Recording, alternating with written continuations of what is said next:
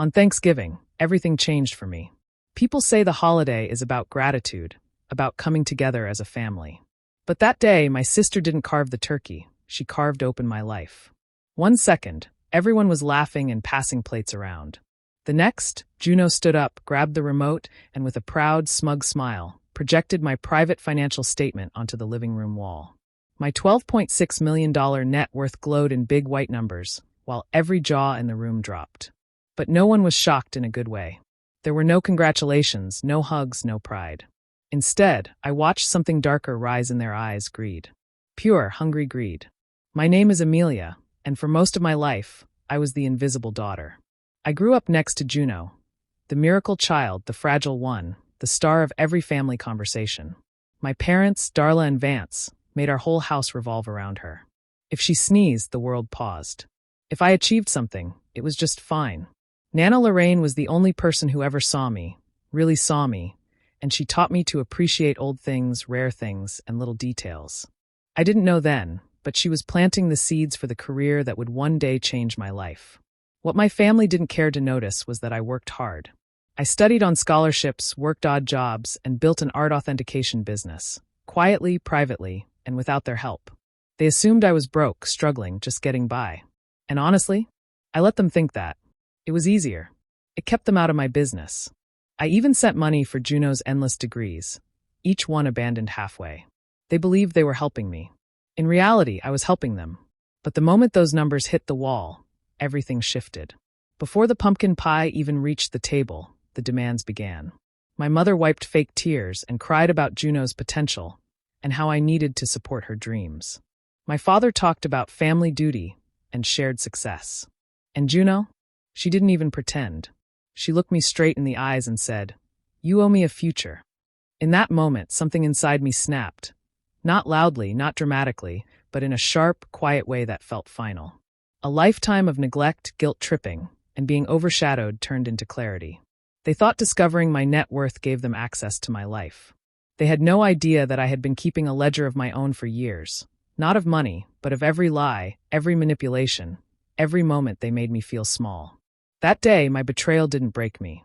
It woke me up. And as they sat there arguing over what they thought I owed them, I realized something powerful. They had seen the number, but they still didn't see me. And soon they were going to learn what that really meant. I grew up always in the background, never the center of attention. My sister Juno was delicate, always needing care, always getting fussed over. If she sneezed or felt tired, the house would pause. My parents, Darla and Vance, spent hours worrying about her health, her comfort, her happiness. I learned early that my own feelings didn't matter much. I had to be careful, quiet, almost invisible, because attention was always reserved for her. I wanted to matter, but it felt like no one noticed. The only person who truly saw me was Nana Lorraine. She had a way of looking at the world that was different. She taught me to notice small things. The way sunlight hit a painting, the way a corner of an old book smelled, the way an antique vase held a story. She encouraged me to keep journals, to take notes on everything I observed, to appreciate beauty in old things. That guidance became my secret world, the place where I could be important and feel valued. I remember one moment that stayed with me forever. I was a teenager and had entered a national art history competition. I had spent months studying, writing essays, and preparing a presentation about a rare Renaissance painting. When I won first place, I felt proud, excited, ready to share my success with my family. But they didn't come. Not a single one of them. They said Juno had a high school play audition at the same time. And of course, that was more important. I sat in the empty hall, holding my certificate, feeling a mix of joy and loneliness that I couldn't explain. Nana Lorraine was there, of course, smiling proudly, but it didn't fill the space of my parents' absence. Those experiences taught me to rely on myself, to find strength in quiet moments, and to take joy in what I loved, even if others didn't notice. They also planted the first seeds of resilience. I realized early that people might overlook me, underestimate me, or even take me for granted. That didn't mean I was weak. It meant I had to be clever, patient, and persistent. I learned to observe, to listen, and to act when the moment was right. Living in Juno's shadow shaped who I became. The constant care she received, the family focus on her needs, the unnoticed accomplishments. It all created a quiet fire inside me. I learned to treasure small victories, to value knowledge and detail, and to trust only the few who truly saw me. It was in that invisible foundation of my childhood, built from neglect and observation, that the woman who could later take control of her life was born. I learned that even in the shadow of someone else, I could grow, prepare, and one day stand in the light. This invisible foundation became the beginning of my strength, the first step in understanding my own worth, and the quiet power that would guide me through the betrayals to come. I built my life quietly, without anyone noticing. While my family thought I was just dabbling in a hobby, I was creating something real and valuable. I spent hours studying, learning the history of art, and understanding the details that most people overlooked. Every painting, every antique object held a story, and I wanted to be the one who could uncover it. Mr. Albright was the first person to take me seriously. He was an elderly antiques dealer with sharp eyes and little patience for nonsense. Most people found him intimidating, but he saw something in me. He taught me to examine every item closely, to notice the small cracks, the faint marks, the hidden signatures that proved authenticity.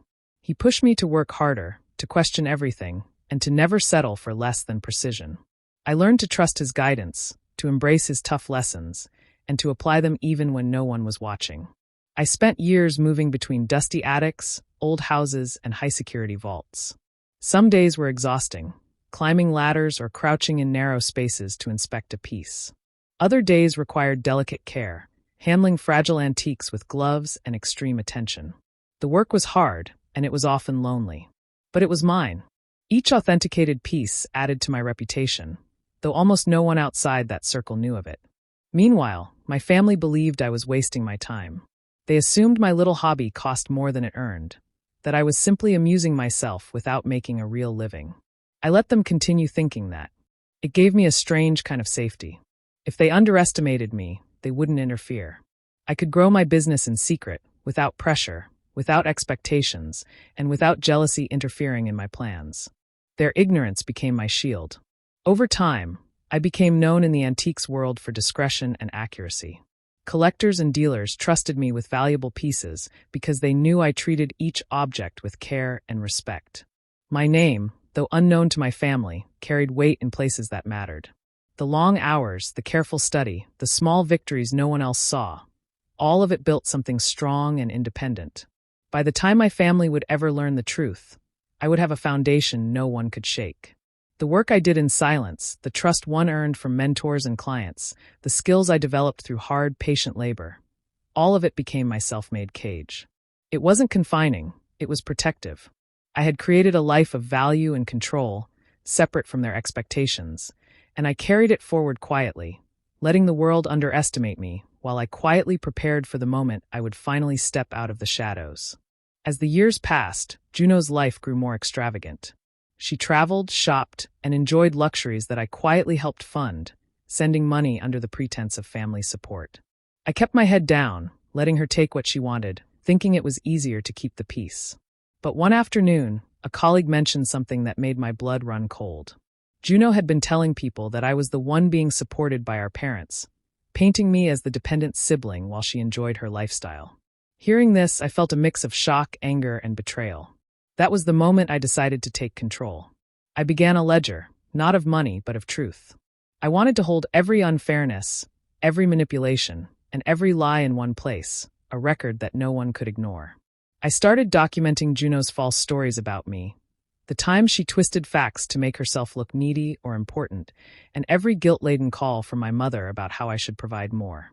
I included my father's requests for more money, usually for some new plan Juno had, and the way they all treated me as if I existed only to serve their desires. The ledger became more than just notes, it became my shield. Every detail I wrote strengthened my resolve, turning my anger into something tangible. I recorded dates, times, conversations, and the smallest evidence I could find. It wasn't about revenge yet, it was about truth, about keeping track so that when the time came, I could act with clarity rather than emotion. I spent late nights adding entries, reviewing old receipts, rereading messages, and checking the accuracy of every claim. With each edition, I felt a growing sense of power and confidence. The ledger reminded me that I was not powerless, that I could see the patterns and lies clearly, even if my family could not. I learned to anticipate their manipulations and to expect the unexpected. It also became a private reminder that I deserved respect and fairness. By documenting everything, I was reclaiming my own sense of reality, seeing my worth separate from the roles they forced on me. I wasn't just keeping track of betrayals. I was learning to trust myself, to validate my own experiences, and to prepare for a moment when the ledger would no longer stay hidden. By the time I looked back at the growing collection of entries, I realized I had built more than a record. I had built a fortress of truth.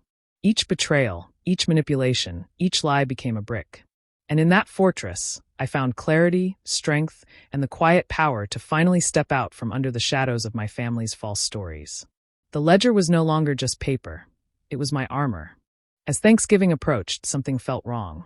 My mother, Darla, was unusually eager for the entire family to come, insisting everyone had to attend. Her excitement didn't feel warm.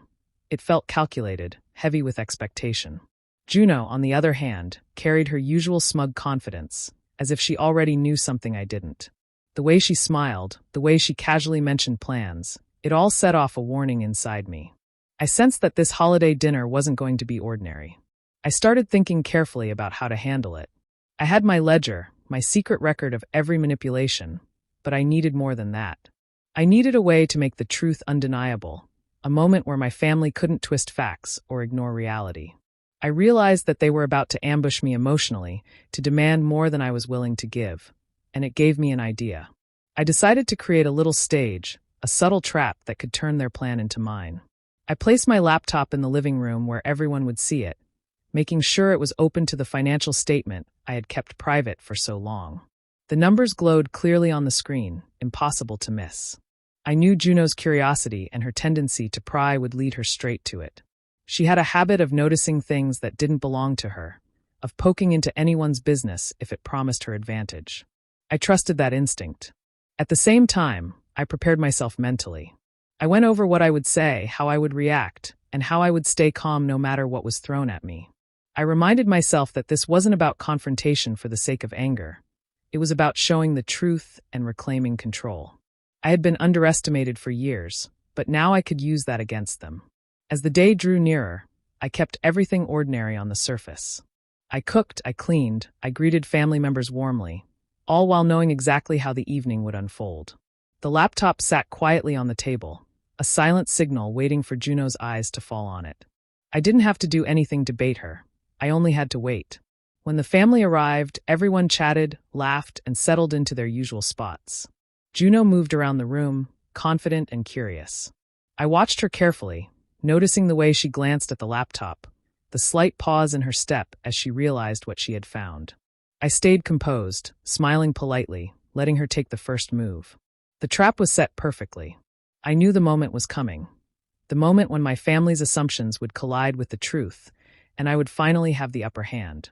For the first time, I felt fully ready to face them, not as the quiet, invisible daughter, but as someone who had prepared, observed, and planned every step of the way. Everything was in place, and now it was only a matter of time. The house was busy with chatter and clinking dishes as everyone settled in for Thanksgiving. Everything seemed normal on the surface, but tension hung in the air. I stayed quiet, observing, my eyes on Juno, who moved confidently toward the laptop. She didn't hesitate. Her curiosity and sense of entitlement guided her hands. When the screen lit up, showing my financial statement, the atmosphere shifted instantly. What followed surprised me in one way, but confirmed my expectations in another. My family didn't express pride or even interest in my achievements. They didn't pause to admire the years of effort behind the numbers. Instead, they reacted with immediate, sharp demands. Voices rose, questions piled up, and expectations were laid out like a shopping list. I could feel the tension grow, but I remained perfectly composed. My mother's tone became urgent, as she spoke of opportunities for Juno, of how I should provide for her sister's education, travels, and ambitions. My father reminded me of responsibility and family loyalty, suggesting I had obligations I couldn't ignore. Juno, standing there with her usual confident smile, seemed to soak it all in, taking in every reaction and adding her own remarks about what she deserved. Every word from them reinforced the pattern I had long noticed. It was never about gratitude, acknowledgement, or fairness. All they saw was the figure on the screen, a number they believed unlocked a lifestyle they thought they had earned. I felt their sense of entitlement pressing on me, the way they calculated how much I should give, how quickly I should act, and what they assumed was their right. I stayed calm, letting them speak, letting them reveal themselves. Their greed, their assumptions, and their disregard for my life and efforts were all visible now. They had shown their true colors, a family that measured me by what I could provide rather than who I was. In my mind, I traced each line of their behavior, remembering every slight and manipulation from the past. As the discussion went on, I realized the trap had worked exactly as planned. I didn't need to argue or defend myself yet. Their own demands and words exposed their priorities. They had believed that seeing my finances would give them leverage, but they had only shown me the clarity I needed. I could see the structure of their greed, the patterns of expectation, and the flaws in their assumptions. By the time the conversation slowed, it was clear that the balance had shifted. I remained quiet, letting the room fill with their voices, their urgency, their insistence. The display of entitlement had reached its peak, and I watched carefully, knowing I was ready to respond on my own terms. The evening had begun with a feast, but it had become a demonstration of control, patience, and observation. The trap had captured exactly what I needed, the truth of who they were. I watched as the room buzzed with demands and complaints, my family circling around, each voice trying to push me into submission. I stayed calm, letting their words fill the air while I waited for the perfect moment. Then I reached for the small, elegant journal I had hidden nearby, my ledger. It felt heavy in my hands, not with weight, but with the truth it carried. I opened it carefully, letting my eyes scan the pages one last time before I began. I spoke slowly, deliberately, reading aloud the first entry. I quoted my mother's pleas, letters, and texts where she asked for money for Juno's needs, painted with guilt and pressure. Each line was paired in my words with images and examples of Juno's extravagant lifestyle, luxury trips, expensive gifts, and indulgent outings captured on social media. The contrast was sharp, undeniable, and impossible to ignore. Next, I addressed my father's repeated requests. Each tuition payment, every supposed necessary investment in Juno's education was detailed. I listed degrees she never completed, programs she abandoned, and the times my father insisted I fund them anyway. Every instance, every lie was documented, exact and precise. I didn't raise my voice or show anger. I let the ledger speak for itself. The cold accuracy of my record carried more weight than any argument could. As I moved from entry to entry, the room grew quieter. My family's reactions changed from irritation to confusion, and finally to stunned silence. They had assumed they could push me, guilt me, and manipulate me, but now their own actions were reflected back at them, clear and undeniable. Every word I read exposed the hypocrisy of their behavior, the selfishness hidden behind their supposed concern for family and duty. I continued, reading through the manipulations, the lies, and the patterns of entitlement. Each example was linked to a real event or evidence, each accusation supported by facts. My family could not argue with what was written, and they could not hide behind excuses. The ledger revealed the truth of years of imbalance, showing how their expectations were rooted in greed rather than care. By the time I closed the journal, the room was completely silent. Every eye was on me, every face showing shock, disbelief, or guilt. I didn't need to say more. The ledger had spoken. It was no longer a private record, no longer my hidden armor. It had become a mirror, showing them exactly who they were. Their hypocrisy, their manipulation, and their entitlement were laid bare in cold, precise detail, and I finally felt the balance shift. For the first time, I wasn't invisible. I was seen, and the truth was undeniable. The room was still heavy with silence after I closed the ledger. My family sat frozen, their faces a mix of shock, guilt, and disbelief. I could feel the tension, the weight of years of lies and manipulation finally settling around them. I stayed calm, letting the moment stretch, knowing the next step had to be clear and deliberate. Slowly, I reached for my phone. Everyone watched as I unlocked it, scrolling past messages and apps until I found the banking app one had used for years to quietly support my family. The numbers on the screen reminded me of every sacrifice I had made, every time I had put their wants above my own. But now, those numbers would no longer control them. I tapped through the settings, canceling every automated transfer to my parents and to Juno. Each confirmation felt like a weight lifting from my shoulders.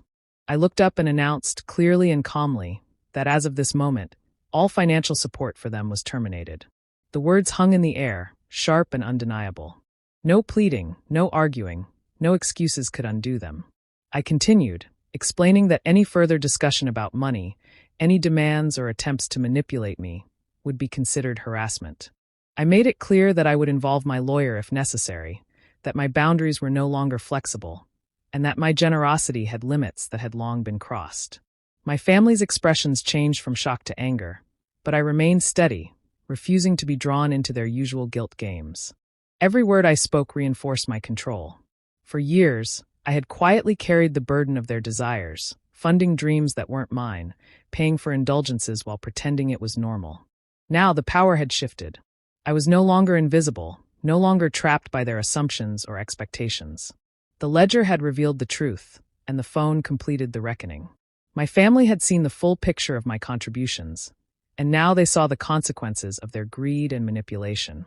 They had assumed access to my life and my money, but they had never understood the discipline and effort that created my success. By the end of the announcement, the room was tense, quiet, and filled with a new understanding. I had drawn a clear line. My generosity was no longer at their disposal, my life no longer subject to their control. I put the phone down, feeling a sense of relief and power I had never known. The financial reckoning was complete, and I was free to live without the weight of their demands. After the Thanksgiving dinner ended, I left the house quietly. The room had been shattered by the ledger and my announcement about cutting off financial support. I walked out without looking back, feeling lighter than I had in years. For the first time, the weight of their expectations, their greed, and their demands didn't touch me. Silence became my ally as I stepped away from the chaos that had defined my family for so long. In the weeks that followed, I took steps to protect myself. I blocked their numbers so their calls and messages could no longer reach me. Every attempt at contact was cut off before it could disturb my peace. My lawyer sent formal cease and desist letters, making it clear that any further harassment or financial demands would be met with legal action. It wasn't about revenge in the dramatic sense. It was about setting boundaries and enforcing them. I realized that the strongest answer to their behavior was quiet, firm action, not anger or confrontation. With that chapter of my life closed, I focused on building a life that reflected my effort, skill, and independence. I found a beautiful, peaceful home for myself and Nana Lorraine, far away from the constant noise and drama of the old household. The space was serene, filled with sunlight and quiet corners where we could read, work, or simply enjoy each other's company. It was the kind of home where I could feel truly safe, where my accomplishments could exist without interference, and where I could finally breathe freely. My business, which I had built in secret for years, began to thrive even more. Without the emotional drain of family demands, guilt trips, and constant interruptions, I could focus fully on my work. I traveled, authenticated antiques, and managed collections with care and precision. Clients trusted me even more because I could give each task my full attention. Every day, I felt the satisfaction of seeing my efforts grow and succeed, knowing that this success belonged entirely to me. Most importantly, I felt peace. The quiet kind that comes from knowing you have made your own path, that you no longer have to live under others' expectations or deal with manipulation. I didn't need to prove anything with anger or confrontation. My life itself became the answer. I realized that true revenge doesn't come from dramatic gestures or shouting. It comes from building a life that cannot be shaken by those who tried to control you. Watching Nana Lorraine smile in our new home, seeing the calm around us, I knew the real victory had been achieved. I had escaped the shadows of my family's greed and manipulation. I had found freedom, safety, and happiness on my own terms. The ledger, the silence, the boundaries, they were not just acts of retaliation. They were steps toward a life filled with respect, peace, and quiet triumph. For the first time, I felt completely in control, and it was the most satisfying feeling in the world. Looking back on everything, I can see how far I've come. For years, I was the invisible daughter, living in the shadows while everyone focused on Juno. My accomplishments were ignored, my feelings overlooked, and my life treated as if it belonged to someone else. I endured the neglect, the manipulation, and the constant demands without complaint, learning to be patient, careful, and observant. But all that patience wasn't wasted. It became the foundation for the life I have now, a life I built on my own terms. The journey wasn't easy. There were times when I felt trapped, frustrated, and unappreciated. I carried the weight of their expectations and tried to satisfy demands that never seemed to end. But every challenge also taught me something important: how to protect myself, how to notice patterns, and how to plan my steps carefully. I learned that strength doesn't always come from confrontation. Sometimes it comes from patience, observation, and knowing when to act. Every small lesson added up, shaping me into someone who could take control of her own life. Now, I feel the freedom I never had before. I have built a life that reflects my efforts, my skills, and my values. I live in a home that is peaceful, surrounded by comfort and quiet, with Nana Lorraine by my side. I can focus on my work, my passions, and my happiness without the pressure of other people's expectations. I have security, stability, and the space to enjoy the life I've earned.